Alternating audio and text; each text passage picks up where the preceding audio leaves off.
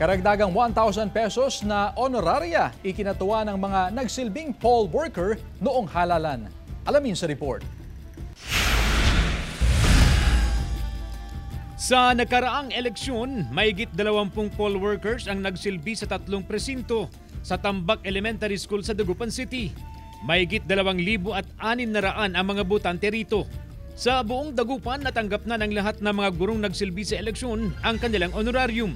Pero kamakailan lang, ipinag-utos ni Pangulong Ferdinand Marcos Jr. sa DBM ang pagbibigay ng karagdagang 1,000 pisong honorarium sa mga guro at iba pang poll workers na nagsilbi sa 2025 midterm elections.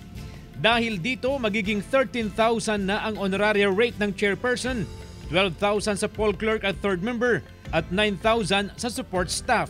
Hindi bababa sa 7,500 pesos ang natanggap na compensation ni Teacher Catherine na nagsilbing support staff noong eleksyon.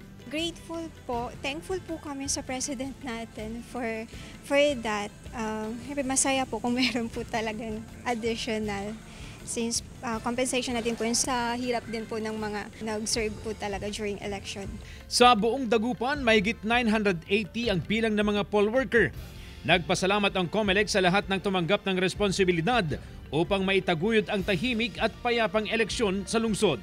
Hopefully sa mga susunod na eleksyon, patuloy pa rin kayo na tumanggap ng hamon at sakripisyo para magsilbi ulit. Kasama si Jing Dacanay, CJ Torida, One North, Central Luzon.